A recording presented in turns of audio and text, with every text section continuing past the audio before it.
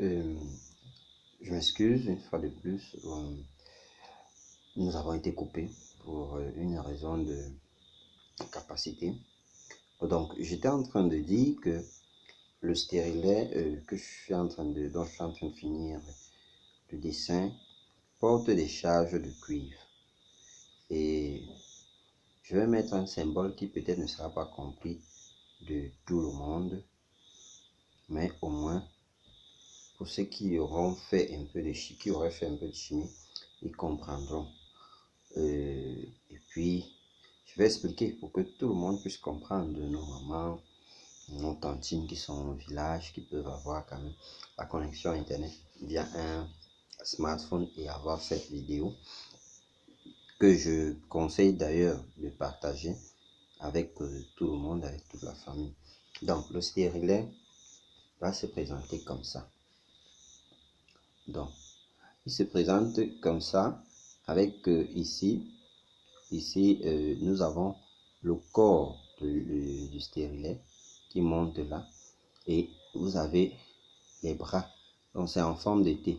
Vous avez vu un peu plus en bas, j'ai fait un petit trait comme ça. En fait, le stérilet a une partie souple. C'est ce fil qui va rester dans le vagin. C'est ce fil qui permet de le retirer, le stérilet. Alors, comment il fonctionne? Là où vous avez vu des petites flèches, malheureusement, ma caméra est à l'inverse. Donc, vous avez un CU2+. C'est le cuivre. Il y a le cuivre là, il y a le cuivre là, et il y a le cuivre là. Donc, sur ces trois points-là. Le cuivre va donc libérer des atomes positifs qui ont des charges électriques que l'utérus ne va pas ressentir. Que vous n'allez pas ressentir. Ce sont des charges électriques très minimes, de l'ordre des microvolts. Donc, l'organisme de la femme ne va pas ressentir ça. Mais par contre, ce seront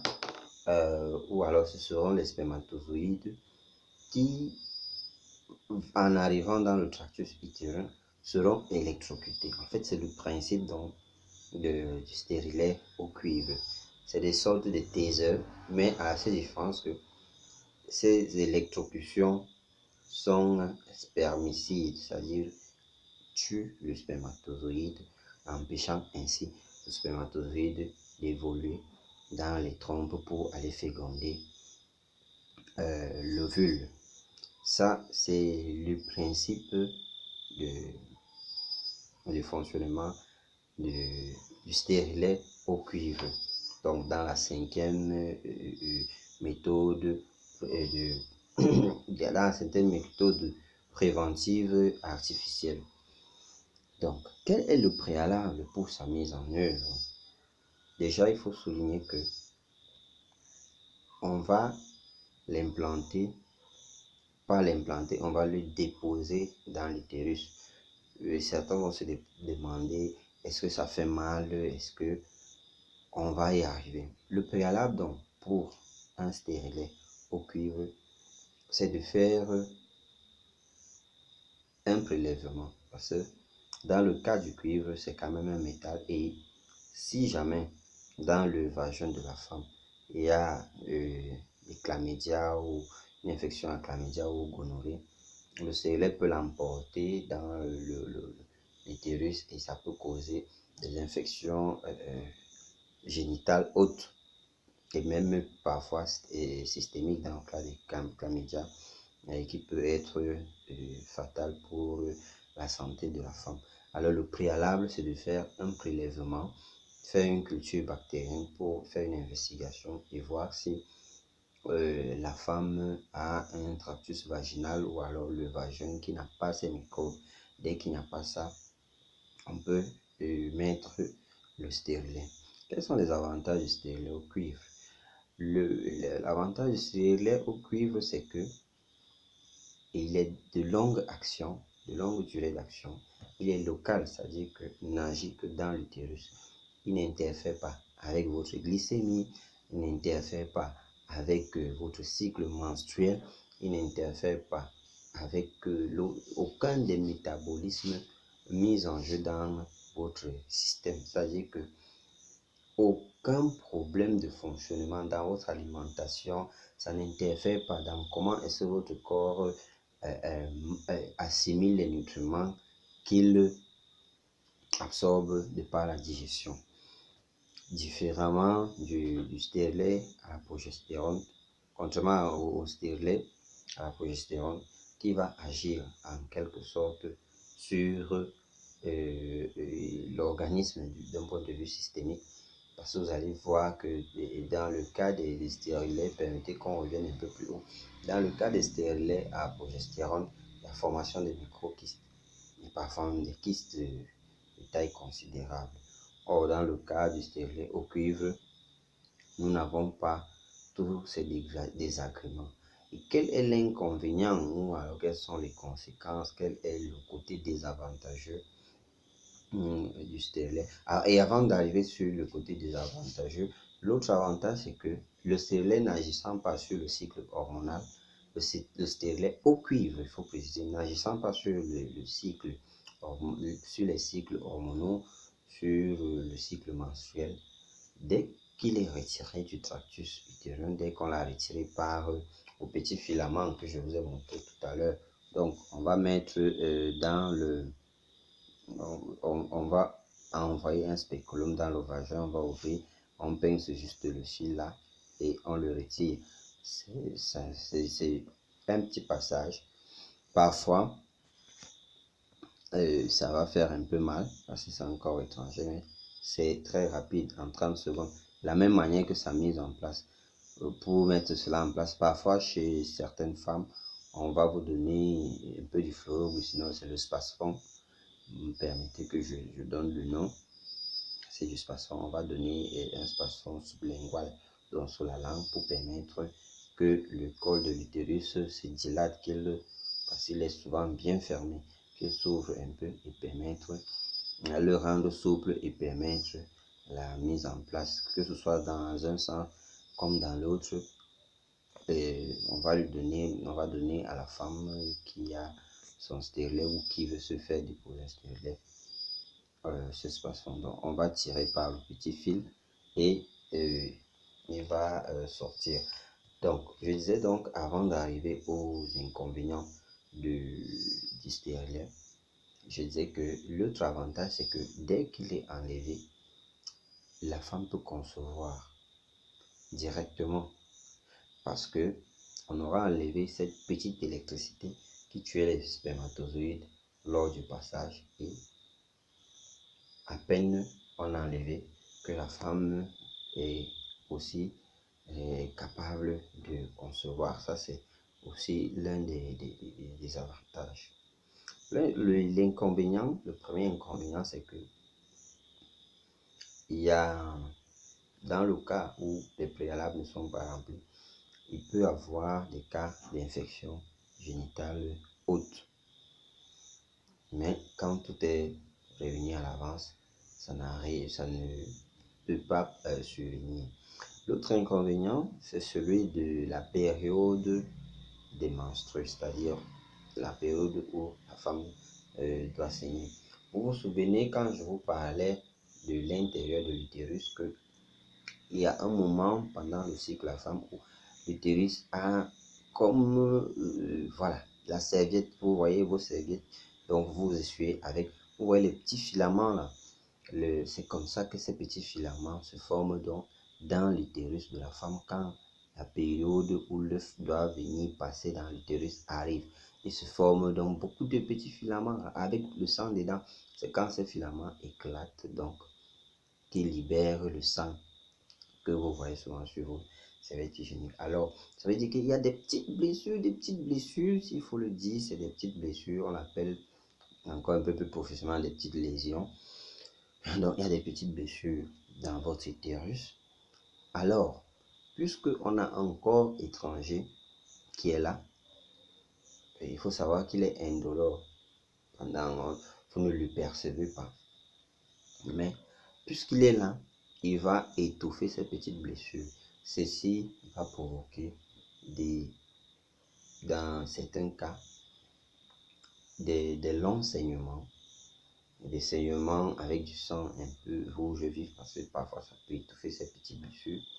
Dans le cas des menstrues avec douleur, ça va dans certains cas augmenter la douleur pendant la période, mais en aucun cas ça ne va faire varier les délais de menstrues. Si vous avez un cycle régulier avec votre stérilet, votre cycle restera régulier. S'il est de 28 jours, il sera de 28 jours. S'il est de 30, il sera de 30. S'il est moins, bref, si vous avez un cycle régulier, le stérilet au cuivre ne le dérangera point. Maintenant, le dernier, le sixième, la sixième méthode préventive, c'est le spermicide. Ce sont des substances que la femme va prendre et introduire dans son vagin profondément, qui va permettre que lorsque le partenaire sexuel va éjaculer dans le vagin, ces spermicides au niveau du vagin, on n'est pas encore dans l'utérus, au niveau du vagin, puissent éliminer les spermatozoïdes. Voilà un peu présenter les méthodes contraceptives. Alors, s'il m'était demandé de choisir une contraception pour moi, si j'étais une femme, naturellement, je prendrais en premier lieu la contraception chimique, c'est-à-dire le spermicide, dans le cas où je veux vivre pleinement ma sexualité sans avoir à enfiler un préservatif. Une contraception au spermicide. Maintenant, si je voudrais une contraception à longue durée, il serait préférable pour moi de prendre un stérilet au cuivre, parce que nous avons vu qu'au-delà peut-être des risques d'infection que le stérilet au cuivre peut provoquer, au-delà de la douleur qu'elle peut provoquer, au-delà de la durée de saignement qu'elle peut provoquer, du point de vue de sa présence physique, n'agissant pas au niveau des hormones, je pense que pour une contraception de longue durée, parce qu'il faut dire que le stérilet, sa durée d'action varie entre 5 à 10, voire 10 ans, ce qui n'est pas le cas pour les autres. Et même si le stérilet à la progestérone aujourd'hui peut battre les records de 5 ans, il faut dire que pendant ces 5 ans, vous n'allez plus voir vos menstrues. Vous aurez un cycle hormonal, donc un cycle menstruel, donc vous n'êtes pas sûr de son effectivité. Et vous voyez, l'organisme étant conçu pour produire l'ovule, l'expulser, produire l'ovule, l'expulser, va les entasser. Et il y a un autre inconvénient donc je n'ai pas fait mention ici, c'est que vous avez de fortes chances d'avoir des vieilles femmes concevoir, parce que la femme, contrairement à l'homme, naît avec un nombre de gamètes, un nombre d'ovules bien compté. Lorsque la femme est enceinte, ce nombre d'ovules est stocké pendant 9 mois. Vous avez 9 ovules stockés pour les cycles normaux, c'est-à-dire que la femme va expulser un œuf, pour parler vulgairement, un œuf chaque mois. Dans le cas donc de la contraception hormonale, dans le cas où ce cycle est bloqué, ça veut dire que au lieu d'avoir cet œuf libéré chaque mois, ils seront stockés, attendant la période où le flou hormonal, en attendant la période où ce surplus d'hormones, d'estrogène puisse baisser et que la machine redémarre. Du coup, vous pouvez vous retrouver avec une femme de 50 ans qui se retrouve à concevoir. C'est très courant dans le cadre des contraceptions à hormones. Alors, qu'importe la contraception, qu'importe la méthode que vous allez choisir, il faut bien se dire que, à part l'abstinence, à part l'abstinence, il y a de fortes chances de ne pas être protégé par des infections génitales. Sujet sur lequel je souhaiterais m'entretenir avec vous très prochainement. Les infections génitales. Nous allons voir certainement dans un premier temps les infections génitales chez la femme et les infections génitales chez l'homme. Je vais finir cette vidéo que j'ai bien voulu partager avec vous en ouvrant une parenthèse pour dire aux uns aux autres que lorsque vous êtes en présence d'une maladie, il est toujours préférable de se rapprocher d'un professionnel de santé et de professionnel de santé qui est la porte d'entrée, qui est la première personne à consulter de manière préférentielle est un médecin. Allez vers un médecin, présentez-lui votre problème, alors là, il va mettre en place une stratégie, un protocole de prise en charge pour votre santé. Ne courez pas voir le docteur, comme on dit couramment, le bonhomme installé au coin de la rue, ou alors prendre conseil dans dans le carnet de votre frère, de votre soeur. Donc, je voulais terminer cette vidéo en donnant ce conseil que si vous avez un problème de santé, allez vers un professionnel de santé et de préférence un médecin qui est apte à même à poser son diagnostic pour déterminer très exactement de quoi vous souffrez, parce que vous pouvez avoir des maladies ayant des symptômes semblables, soit par rapport à vous-même, des symptômes qui ressembleraient à une maladie dont vous avez souffert.